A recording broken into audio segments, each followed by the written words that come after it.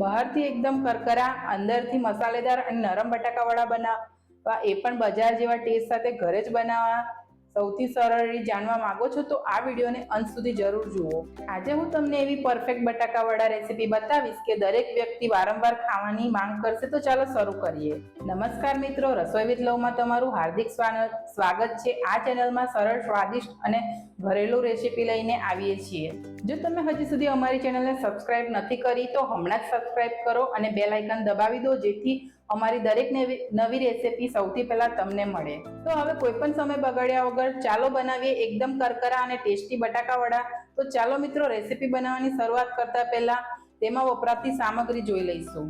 તો બટાકાવડા બનાવવા માટે સૌથી પહેલા આપણે અહીંયા બટાકાના ઉપરનું પડ બનાવવા માટે અહીંયા બેસન, ખાંડ, મીઠું, ધાણા જીરું, ગરમ મસાલો, મરચું, હળદર ને આદુ મરચાંની પેસ્ટ લીધી છે અને હિંગ છે અને આ લીંબુ અને ધાણા.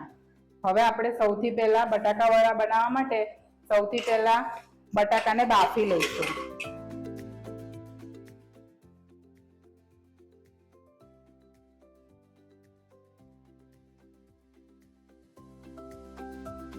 તો હવે આપણે આ બટાકાને 3 વિસલ થાય ત્યાં સુધી બાફી લેવાના છે. તો મિત્રો, જોઈ શકો છો કે આપણે આપણા બટાકા બાફવા મૂકી દીધા છે. હવે આપણે એમાં 1 ચમચી મીઠું નાખી દઈશું અને કુકરનું ઢાંકણ બંધ કરીને 3 સીટી વગાડી લઈશું. તો ચાલો મિત્રો, હવે આપણે બટાકા બફાય ત્યાં સુધી બટાકાવડા બનાવવાનું ખીરું બનાવી લઈશું આપણે. તો સૌપ્રથમ આપણે એક તપેલીમાં બેસન લઈ લઈશું અને એનું ખીરું બનાવી લઈશું.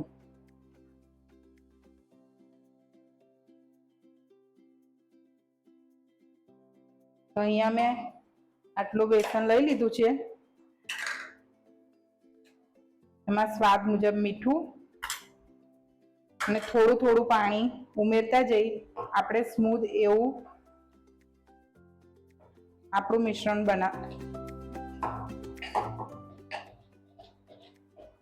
તો મિત્રો, આપણે થોડું થોડું પાણી ઉમેરતા જઈ સ્મૂધ એવું એનું આપણે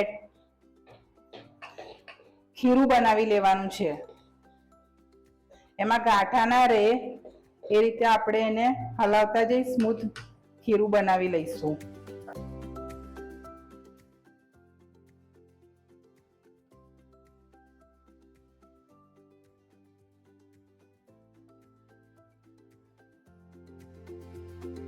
તો જોઈ શકો છો મિત્રો કે આપણે આપણું ખીરું કેટલું સરસ એવું થઈ ગયું છે, સ્મૂથ.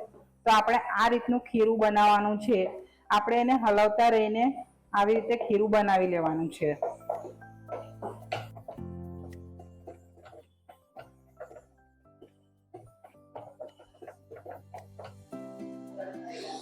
તો મિત્રો, તમે જોઈ શકો છો કે આપણા બટાકા હવે બફાઈને તૈયાર થઈ ગયા છે. હું છોલીને લઈ લીધા છે. હવે આપણે આને આ રીતે ભાંગી લઈશું.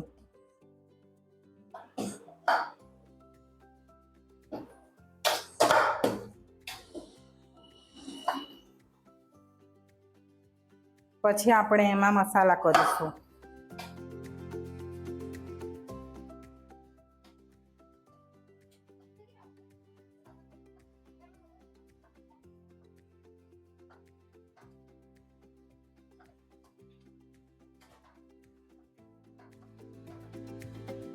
તો ચાલો મિત્રો, હવે આપણે એમાં મસાલા કરીશું.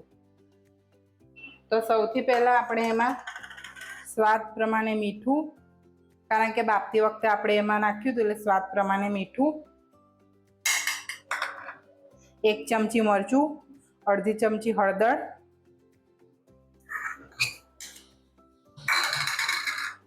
1 લીલું મરચું અને અડધો આદુનો ટુકડો,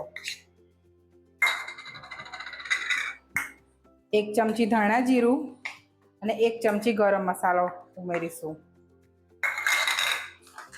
અને આ 1 ચમચી ખાંડ ઉમેરીશું.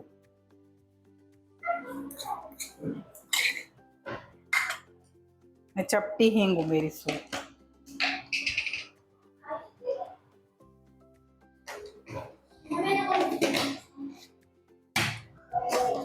અને આપણા ધાણા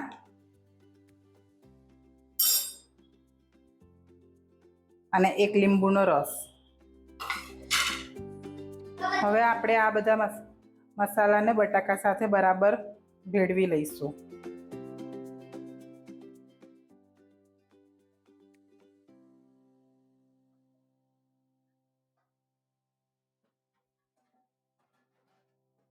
તો મિત્રો, આ રીતે આપણે બધા મસાલાને બટાકા સાથે સારી રીતે મિક્સ કરી દઈશું. હવે આપણે એમાંથી બટાકાવડા બનાવવા માટેના ગોળીઓ બનાવી દઈશું.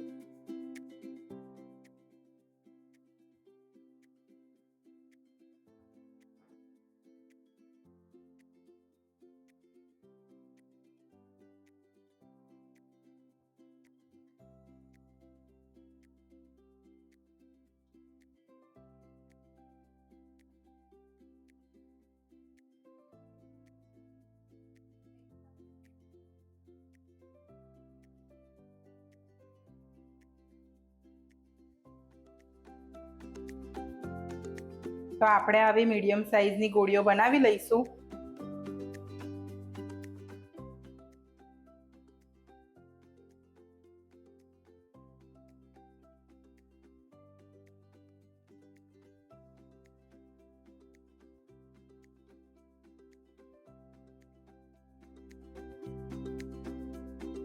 તો જોઈ શકો છો કે આપણે એમાંથી મીડિયમ સાઈઝની આ બટાકાની ગોળીઓ બનાવી લીધી છે. તો હવે આપણે એક બાજુ ગેસ ચાલુ કરી દઈશું બટાકાવડા બનાવવા માટે. તો મિત્રો, તમે જોઈ શકો છો કે આપણું તેલ આવી ગયું છે. તો હવે આપણે બટાકાવડા તળી લઈશું. આ ખીરામાં આપણે ચપટી જેવો સોડા નાખીશું. બટાકાવડાના ચપટી સોડા નાખીશું અને હલાવી લઈશું.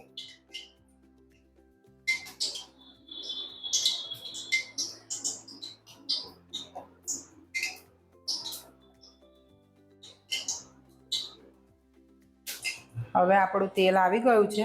આપણે એમાં બટાકા વડા મૂકી દઈશું. તો મિત્રો, ચાલો હવે આપણે બટાકા વડા બનાવી લઈએ.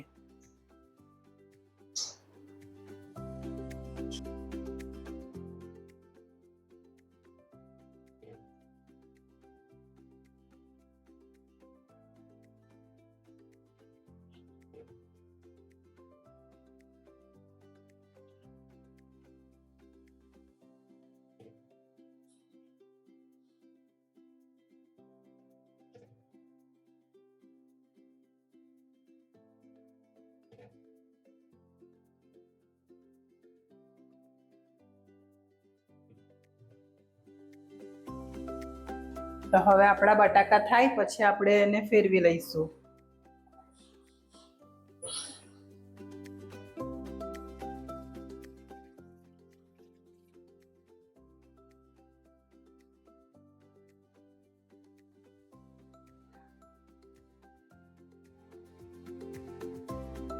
તો જોઈ શકો છો આપણા બટાકા વડા તરાવીને ઉપર આવી ગયા છે.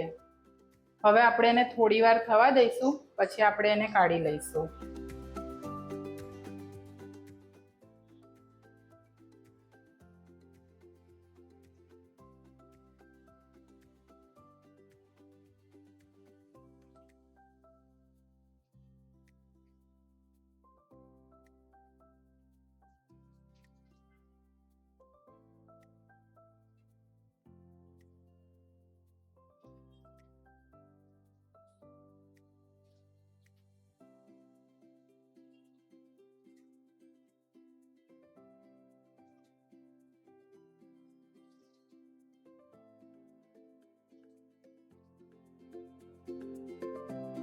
તો હવે આપણા બટાકા વડા થઈ ગયા છે.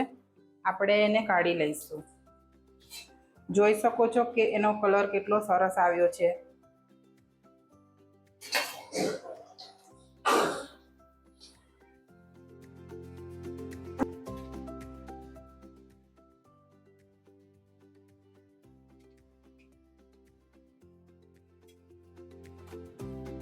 તો મિત્રો, જોઈ શકો છો કે આપણા બટાકાવડા કેટલા સરસ થયા છે. ઉપરથી ક્રિસ્પી અને અંદરથી નરમ મસાલેદાર એવા બટાકાવડા તૈયાર છે. જો મિત્રો તમને આજની બટાકાવડાની રેસીપી ગમી હોય તો વિડીયોને એક લાઈક જરૂર કરો, તમારા મિત્રો અને પરિવાર સાથે શેર કરજો અને કોમેન્ટમાં જરૂરથી જણાવજો કે તમને અમારી આ રેસીપી કેવી લાગી. તો આવી જ સ્વાદિષ્ટ અને સરળ રેસીપી જોવા માટે અમારી ચેનલ રસોઈ વિથ લવને સબસ્ક્રાઇબ કરવાનું ભૂલશો નહીં. ફરી મળીશું નવી મજેદાર રેસીપી સાથે. ત્યાં સુધી ખુશ રહો, સ્વસ્થ રહો.